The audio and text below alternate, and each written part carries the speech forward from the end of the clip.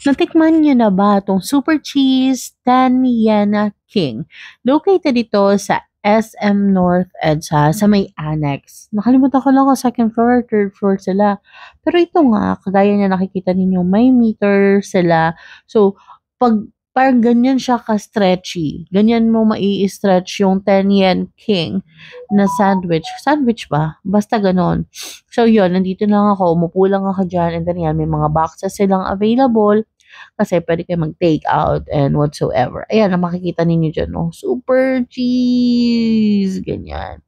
And then, yan, may mga drinks din sila. So, umorder din ako ng drinks ko. And then, ayan, may iba't ibang klase yung mga 10 yen king na parang sandwich or whatever you call it. Ganon. Then, ayan, si ate. Ayan, sabi ko, ate, pa-video ako ha. Ayan. So, triple cheese yung binili ko. Trio cheese. Basta ganon, 3 cheese yan. Strawberry jam daw yan nasa baba. Ayan. And then, may lemon siya. Refresher nila to. This is for 120 pesos.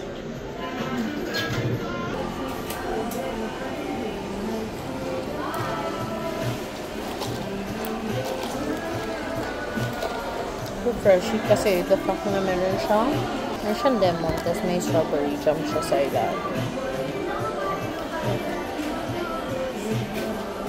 Strawberry jam daw, tapos lemon. Yeah. 10 seconds. Okay, let's try triple cheese. Ito, in-order natin yung trio. Ano siya kalaki? Yeah.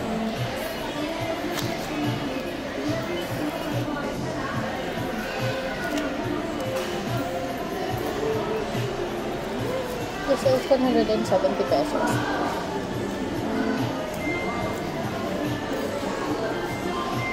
Init.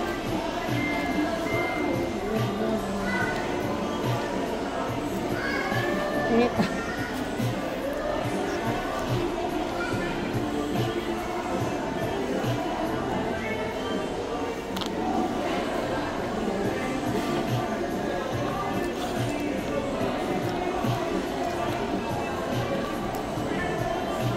So, ayan na nga, hihilahin na natin. Actually, sobrang enjoy ako dito sa pagkain na to. Kasi, alam niyo, nakaka-enjoy kasi talaga kumain ng mozzarella. So, I don't know, but you guys should try this one kasi super enjoyable yung pagkain. And I really love this. Actually, yung cheese lang is okay na. Kahit hindi na yung triple. Unless you really want the triple one. Yun lang. Yung cream cheese at saka yung cheddar niya. Since, natutunaw talaga siya kasi hindi naman siya solid. So, yun na nagpapabigat dito. Ayun na siya. Melted na dito. Kaso sobrang init. Smile.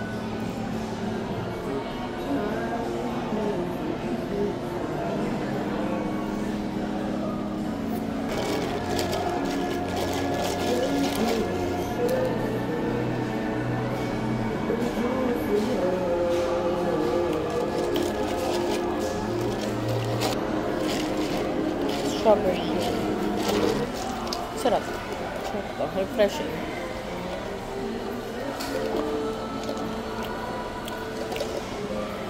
Inisip ko kung saan ko ito natikman.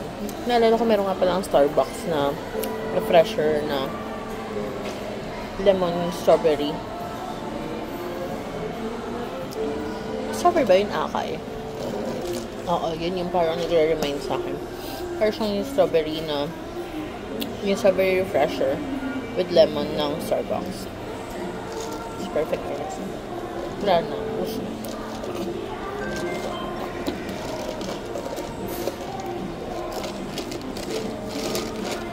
Meron po siyang strawberry sa loob.